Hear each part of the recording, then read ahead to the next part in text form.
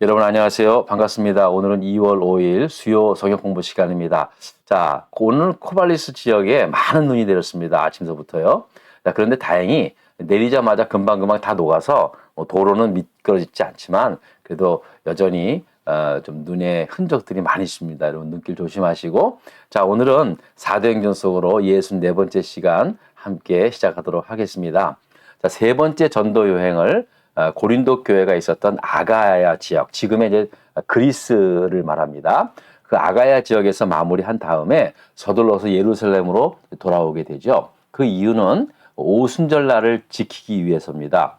초대교회 교인들에게 오순절날은요, 그 어떤 절기보다 굉장히 소중했습니다. 왜냐하면 바로 오순절날 성령께서 임하시게 되잖아요. 그리고 나서 이제 예루살렘 교회가 시작이 된 거거든요.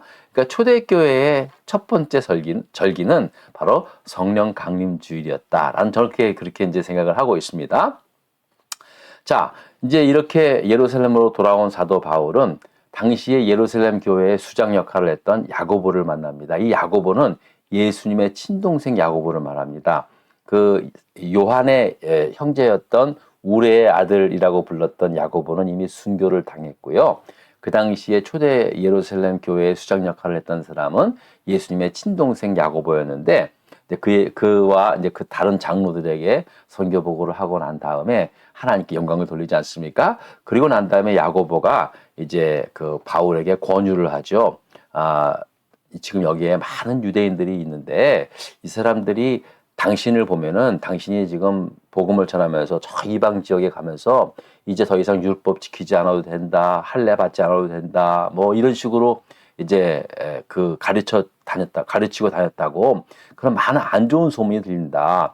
그러니까 당신하고 같이 온 일행들이 이제 결례를 행하라. 유대인들이 행하는 결례가 있거든, 예식이 있거든요. 그래서 사도 바울은 기꺼이 그 말에 순종을 해서 이제 함께 온 그 이방 헬라인 사람들도 몇 명 있었거든요. 그들과 함께 이제 7일 동안 정결 예식을 행한 다음에 8일째 되던 날 바울이 친히 그냥 자기 돈으로 다 머리를 깎게 하고 이제 그렇게 이제 야고보의 그 가르침대로 권면한 대로 행하게 되었다는 사실이죠. 자, 그런데 그리고 나서 이제 사도 바울이 그들과 함께 성전에 있는데 아시아에서 온 유대인들이 사도 바울을 발견한 거예요. 근데 바울 옆에 이제 그 헬라인, 그 당시에 사람들은 그 이방인들이라고, 그 헬라인은 이방인들이었는데요. 그 이방인들이 예루살렘 성전에 들어오면 안 돼요. 성내는 들어올 수 있어도 이방인들이 있어야 할 장소가 따로 있거든요. 근데 여기에 있지 않고 사도 바울과 함께 이제 헬라인들이 있으니까 이제 오해를 한 거죠. 저, 이제 저 바울이 저 이방인들을 데리고 거룩한 하나님의 성전에 들어갔다. 이제 그렇게 막 사람들한테 막 그냥 선동을 한 거죠. 그 사람들이 막 그 소리를 듣고, 야, 소문에 듣던 말이 맞췄구나 하면서 이제 사도 바울을 붙잡아서 막 때리고 영내 밖으로 끌고 나갑니다. 죽이려고. 돌 던져서 죽이려고. 자, 그러니까 이제 예루살렘 성 밖으로 나오니까 사람들이 막 몰려들면서 막 그냥 죽여라 막 난리가 난 거죠. 이 소문이 이제 로마의 군인들에게, 천부장에게 전해지게 됩니다. 천부장은 당시에 그 이제 유대 지역을 관할하는 사람으로서 제일 중요하게 생겼던 것은 절대 소요 사태가 일어나면 안 되는 거예요. 그래서 사람들이 모여서 막 난리가 났다니까는 바로 군대를 파송을 해서 그 군대로 하여금 이제 사람들이 사도 바울을 죽이려 하는 그 일을 이제 정지시키죠.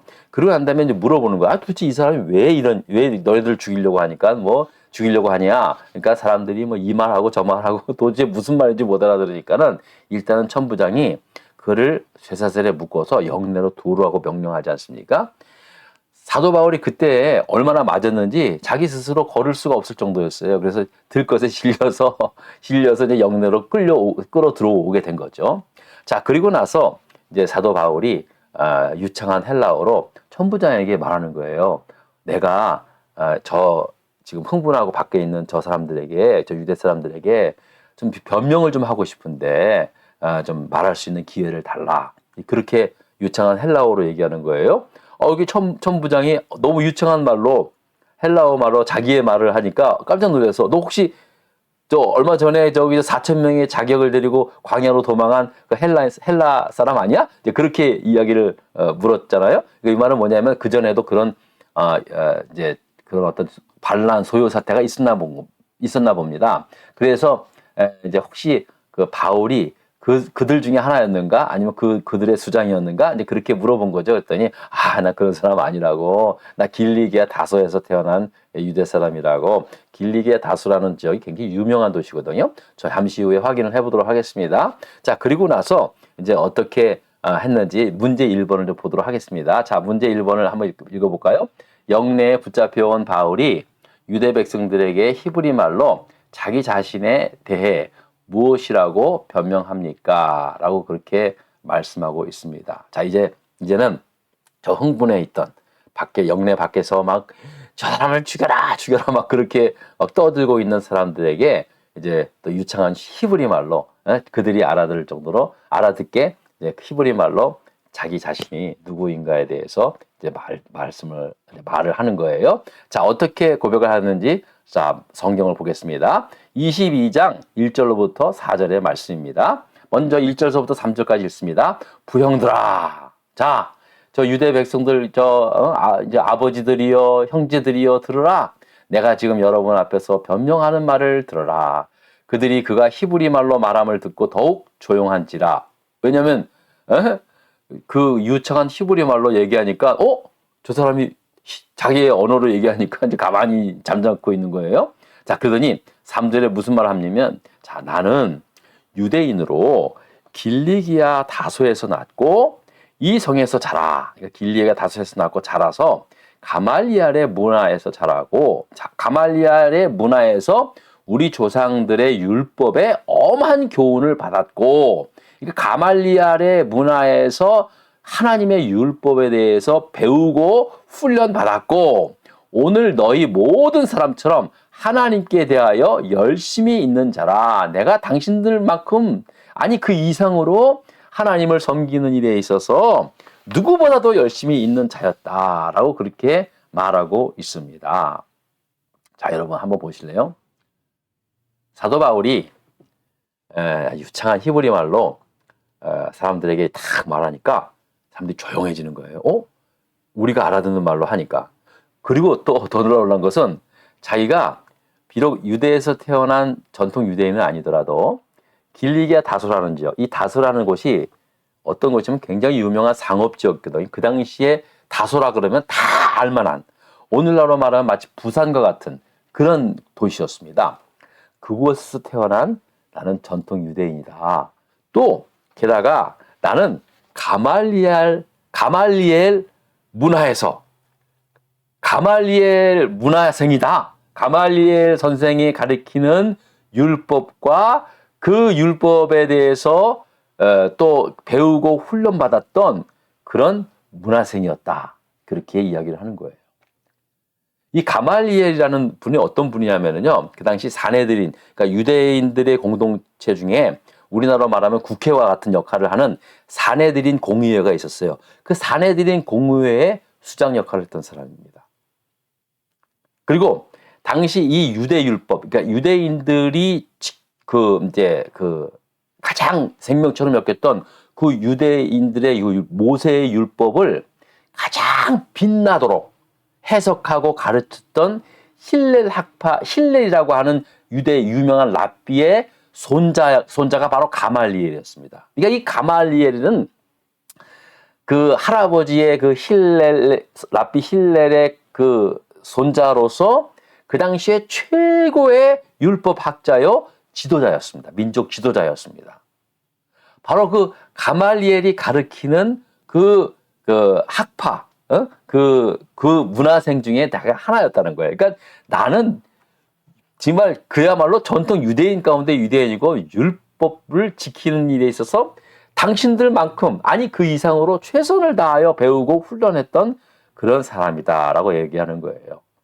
그러니까 오늘날로 말하면 이제 나 서울대생이야 이런 식으로 얘기를 하는 거예요. 그러니까 사람들이 유창한 히브리 말로 유대인이었고 그리고 가말리엘 문화에서 훈련받았던 사람이다라고 하니까 다들 이제 조용한 거죠.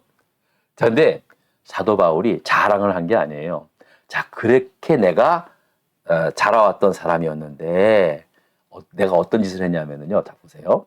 자, 4절을 봅시다. 여기 지금 이게 다소라는 곳인데요. 여기에 지도를 보시면은요. 여기가 이제 예루살렘이고요. 여기가 안디옥, 수리아 안디옥입니다. 요 안디옥 교회에서 요 별표요. 여기서 이제 사도 바울이 파송돼 가지고 1차, 2차, 3차 전도행을 하지 않습니까? 이 안디옥 교회에서 최초로 세워진 이방 교회죠. 자, 근데 이 길리기아 다소라는 곳이 바로 이 타르수스, 지금도 있습니다. 이 타르수스라고 하는 지역이 이게 여기가 아주 그냥 그 당시에 그 상업 중심 지역이었고요. 교육과 문화, 특히 이제 그 스토아 철학이 굉장히 융성했던 그러한 도시 중에 하나였습니다. 바로 이곳에서 사도 바울이 태어나고 자라고 이곳에서 교육받고 그렇게 했던 사람이다. 그렇게 얘기를 한 거예요. 자, 그런데 내가 그렇게 자랐는데 내가 이 돌을 박해하여, 그러니까 당신들만큼이나 그 유대교를 사랑하고 또 하나님의 말씀인 이 율법을 지키는 일에 있어서 최선을 다해서 그 예수 믿는 사람들, 내가 이 돌을 박해하여, 오히려 그 예수 믿는 사람들, 우리 유대인들이 십자가로 죽였던 그 예수를 믿는 사람들을 박해하고 그 사람들을 죽이기까지 하고 남녀를 결박하여 옥에 넘겼다. 이에 대제사장과 모든 장로들이 내 증인이다. 그 지금의 대제사장들과 장로들은 다 알고 있다, 이 사실에 대해서 그렇게 이야기를 하는 겁니다. 그러니까 내가 이런 사람이야. 사도 바울이 사실 자랑한 게 아니라 내가 그렇게 유대인의 가문에서 태어나서 최고의 가말리알 문화에서 자란 사람이었고 유대교에 특심이 있어가지고 예수 믿는 사람을 잡아 가두고 죽이기까지 한 사람이다. 이제 그 말을 하고 있는 거예요. 여러분, 저는 이 말씀을 보면서요, 뭘 깨달았냐면요, 마찬가지다. 여러분, 맞습니다. 우리가 예수 그리스도의 보혈의 피로 다 우리의 모든 죄악을 다 깨끗이 용서받았습니다.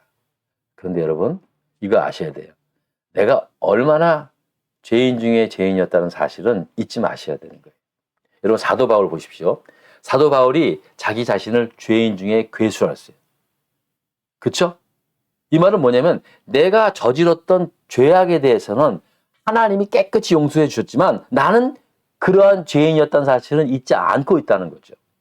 사도 바울은 하나님 앞에 로마에서 순교를 당하는 그 순간까지 나는 천하의 죄인 중에 괴수였다라고 그렇게 고백을 하는 건 뭐냐면요.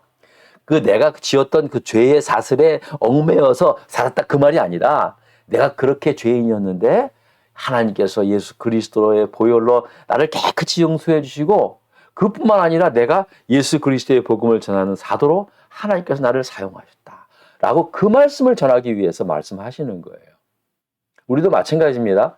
여러분, 우리가 정말로 우리의 죄를 예수 그리스도의 십자가의 보혈로 깨끗이 용서는 받았지만은요, 내가 죄인 중에 죄인이었다는 사실, 여러분 그건 잊지 마셔야 돼요. 그 잊지 말라는 것은 그 죄의 그 기억에 그냥 억눌려 살라고 그런 말이 아니라 나 같은 죄인 살리신 그 은혜에 놀라와. 그것을 기억하면서 내가 이렇게 죄인이었는데 이런 수많은 죄를 끊임없이 반복하며 살아왔는데 하나님께서 나를 불쌍히 여기셔서 나를 용서해 주셨고 이와 같이 하나님의 자녀로 살게 하신 그 은혜에 놀라와 그것을 날마다 잊지 않고 찬송하기 위해선 내가 어떤 사람이었는가를 잊지 말라는 거예요. 사도 바울은요, 정말 놀라운, 가는 곳곳마다 그를 통하여 놀라운 하나님의 역사가 일어났지만 그는 종종 사람들에게 내가 이런 사람이었다. 내가 예수 믿는 사람을 잡아서 옥에 가두고 심지어는 내가 죽이기까지 했다. 대표적인 사람이 스데반 아닙니까? 내가 그런 사람이었는데 하나님께서 나를 용서하시고 나에게 이러한 놀라운 은혜를 주셨다. 라고 그렇게 고백을 하는 것입니다. 여러분, 우리가 모든 죄가 하나님 앞에 다 용서함 받았음을 저는 믿습니다. 그러나 내가 행했던 죄는 잊지 마셔야 돼요. 그리고 우리가 똑같이 사도 바울과 같은 그런 고백으로 그런 나를 살리신 그런 죄인을 살리신 하나님의 은혜에 놀라와 라고 감격하고 또 찬송하는 그런 우리 모두가 될 수 있기를 부탁을 드리겠습니다. 자, 또 다음 주에 또 뵙겠습니다. 여러분 감사합니다.